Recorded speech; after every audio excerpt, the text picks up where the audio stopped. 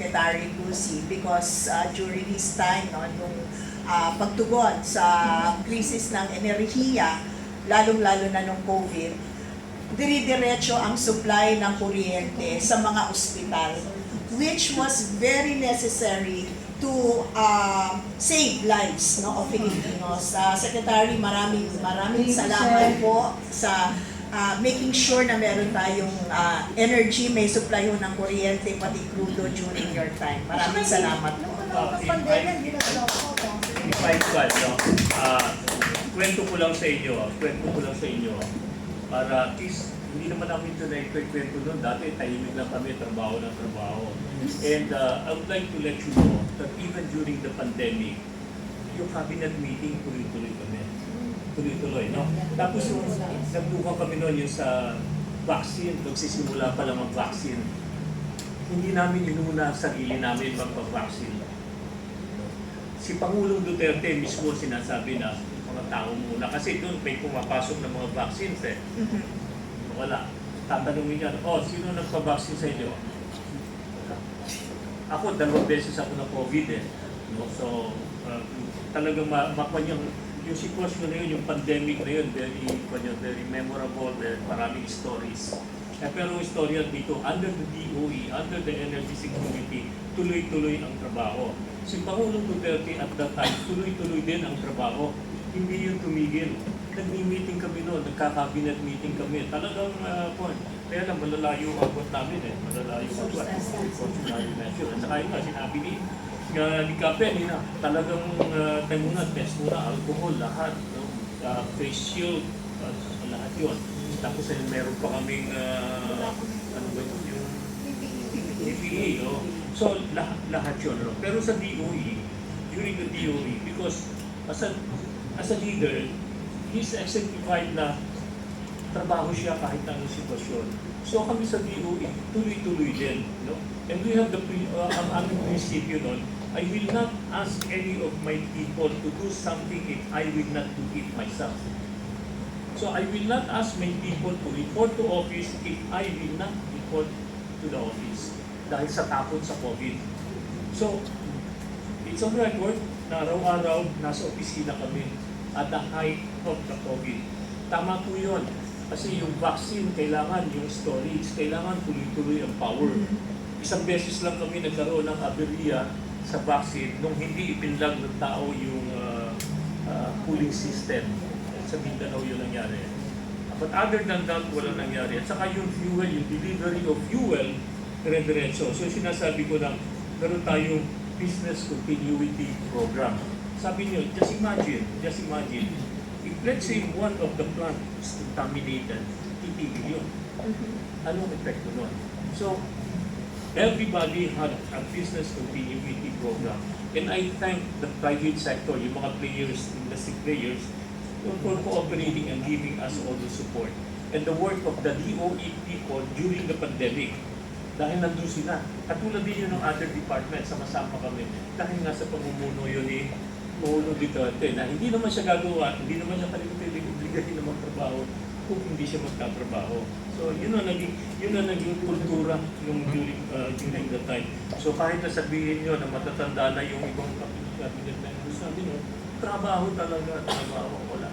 Tinamaan kami ng COVID. Siyempre, masakit, natatakot ka rin. Gising ka pa o pagpasok mo sa ospital, abo ka na. Di ba ganun ang sitwasyon nun? Pagpasok mo ng ospital, di mo alam kung lalabas ka, abo ka, hindi ka na makita. So, that was the time that we had that 2 years. Kaya apektado rin ang performance ng administrasyon noon because of the COVID, aside from the other calamities. Ngayon, I'm sorry for this administration na ito, nangyayari itong konento. Sana nga matawiran natin ito na hindi tayo masyadong apektado. Ayun, sir, kasi ang nangyayari po ngayon, pinag-uusapan natin yung ibang bagay eh. Binibigyan ng importansya at prioridad yung kung sa pinili dapat inilalatag ngayon dahil meron tayong kinakaharap. Meron tayong mga kababayan na naiipit sa isang lugar at hindi natin alam kung sure ba tayo na protektado rin ang ating bansa ngayon. Kaya nga yung sinasabi ni Secretary, totoo po yun. Ako po, nung sa amin pong Zoom meeting, kasi hindi siya makakaligtas eh. Nung may COVID siya, kailangan umatin pa rin siya ng Zoom eh. Kasi siya yung head ng DOE. Nung sa Zoom meeting, umuubo na ako. Nagkaroon din po ako ng COVID. Hindi ko pinapanata para hindi panghinaan ng loob yung mga empleyado. Ang ubo ko po papasok. Ganon. Hindi ko pinakikita. Kasi kailangan yung leader nagbibigay ng lakas ng loob sa mga tao para hindi tayo huminto ng serbisyo para sa ating mga kababayan. Kaya ako talaga, saludo talaga ako sa Administrasyong Duterte. Kahit sabihin pang sip-sip kami, DBS clown kami, Proud clown. Lady chef kami, sorry Duterte clone. Duterte clone. We are proud to be part of the administration ng Duterte. Ang pinag-uusapan, may pera? Wala. Mukha lang may pera, pero nakapagsilbi ba ng tama? Of course! 100%. Of course. Pinagmamalaki namin po kasi ang mas nakakahiya, tinanggap mo ang posisyon, nag-oath ka, pero nang walang yaka ng kababayan mo. Diba? Kaya ang hirap po dati talaga ng katayuan natin, pero hindi nadama ng ating mga kababayan yung hirap. Alam namin yung pinagdaanan. Saan ka nakakita? Naka-live pa rin siya, midnight na. To inform. Eh ngayon nagsisiwalat, naging reporter pa. Yes, Pero ano yung sinasabi? Ang sabi, meron bang maibababa tong tulong? Mararamdaman ba natin? Wala na ako. Nag-aantay lang may mga Sa totoo lang, sabi ko nga lagi, araw-araw sa lahat ng episode, ngayon nangyayari yung salitang kalye, pinangakuan ka na, gusto mo pang patupad, ang spoiled brat mo naman. Diba?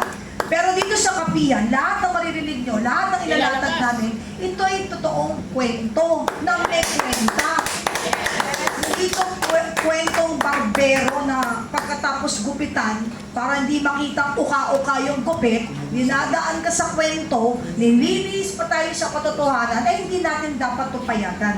Dahil tandaan nyo, ang Pilipino ay hindi tanga, ang Pilipino ay hindi bobo, ang Pilipino ay hindi uto-uto. Tama. Kaya nga sabi ko nga, magtulungan tayo na mailatag ang katotohanan, gisingin ang natutulog na utak ng iba na magpahanggang ngayon ay nagbubulag-bulagan dahil sa salapi, dahil sa maleta. Di po ba? Ngayon, hindi tayo matapang. Manindigan ka sa katotohanan, hindi ka dapat maging matapang sa kasinungalingan at nagpapatuloy na nagtatapang-tapangan para mapagtakpan ang katotohanan. Di po ba? Yes. So ngayon, moving forward, tapos na po tayo, no? Meron pa pong idudugtong ang ating pong karab. Kasi po si Sir Rab, kung makikita ninyo, sabi ko, Sir Rab, ingat ka, pinag-iinitan ka na. Naka-bullet proof ka ba? Alam mo, you need to follow yung Rob Rances sa Facebook. Kasi lahat yun, pag nag-post yan, may resibo. Yes. Hindi gawa-gawa lang. Di ba? At hindi yan nag-uulat para ilihis o pagsinungalingan ang mga Pilipino. Kaya follow po yung page ni Rob Rances. Yes. Sa Rob, Ang gusto ko lang idagdag, no, being part of the private sector also during the time of PRRD, I think it was actually beyond doon sa interagency nga. Kasi nga parang in-extend nila na entire ecosystem were actually involved. So there were so many players na mga volunteers. So I remember, I also volunteered, but this was in Davao City, and I volunteered for 2 initiatives. The first initiative was yung tinatawag na innovation ecosystem dun sa Davao City to make sure na nag-i-innovate yung mga businesses and also we create new products. And kami rin tinatap if they wanted to come up with certain solutions, no? Whether it is social or also business. The other one, we were also involved in terms of making sure na yung mga batang hindi nag-aaral, yung mga out-of-school youth, eventually ma-integrate sila doon sa mga eskwelahan, but also at the same time, kung hindi ayaw man nila, mabigyan sila ng pagkakataon na magnegosyo. So I remember during the pandemic, patuloy yon all the way. yung planning namin. So we were part of the business continuity in Davao City na lahat ng planning to make sure that, you know, the private sector are also involved, to make sure na parang, you know, na-operationalize yung mga plano ng local government at the time. And, you know, there was a real network of people, not only from agencies, it's beyond interagency nga, kasama na yung mga ordinaryong tao, and we were 100% involved to make sure na parang may continuity yung business at the time. Secondly, wala namang eskwela at the time, di ba? So parang lahat ng mga bata noon, wala naman sa eskwelahan. Pero still, yung heart na gusto back then in Davao City is that ma-integrate nga yung mga bata sa eskwelahan pag open. I remember even during the pandemic, may mga meetings kami, ang lalayo lang namin. Kasi may mga hotels noon na parang they volunteered yung hotel nila na parang kung magmi-meeting tayo, nandito ako, tapos mga 3 meters apart kasi hindi pa ganun ka-informed na okay lang pala yung 1 meter and 3 meters apart yung kausap mo. So ang laki-laki yung mga malalaking hotels talaga, tapos doon kami nagmi-meeting at the time. Just so that eventually magkaroon kami ng solusyon na pag ito natapos na itong pandemic, yung mga out of school youth mai-integrate namin doon sa mga eskwelahan or magkakaroon sila ng hanap buhay. So yun yung brand of leadership, no? Back in the time of PRD. Ang ibig ko lang sabihin is that kung titingnan mo, whether within the government and also the people are so inspired because certainly it was a people-centered kind of governance na ang nasa puso at isipan ng bawat isang naninilbihan ay para talaga sa taong bayan. Unlike, sorry ha, ako lang, observation ko lang to. Unlike today, kasi for you to be sincerely governing, na nasa puso at isipan mo, yung taong bayan, dalawang bagay ang dapat mawala eh. Number one, you should not treat the government as business. But by observation, ang nangyayari ngayon, yung mga projects, doon tayo sa mga projects na pwedeng kumita, na hindi halata kung maungupit ka, na hindi halata kung magko-corruption ka. Yun ang lumalaking mga projects at mga initiatives. Tama? Yun ang mga programang lumalaki ngayon. So dapat, mawala talaga yun sa isipan ng mga public servants natin na hindi negosyo ang pinasok nila magserbisyo sa taong bayan. Pangalawa, hindi rin magkakaroon ng tunay na malasakit ang pagsiserbisyo sa taong bayan kung nandiyan pa rin yung politika. Now, I know kasama ang politika dyan sa governance, but if it becomes center stage ng governance mo, everything becomes performative, everything becomes theater, and at this point in time, ang problema kasi, totoo lang, no, sa politika, malakas pa rin ang Duterte eh. Nobody can deny that, right? Kahit anong gawin mo, hindi mo magagaya yung mga kagaya ninyong mga vloggers na nagvo-volunteer, hindi naman kayo binabayaran.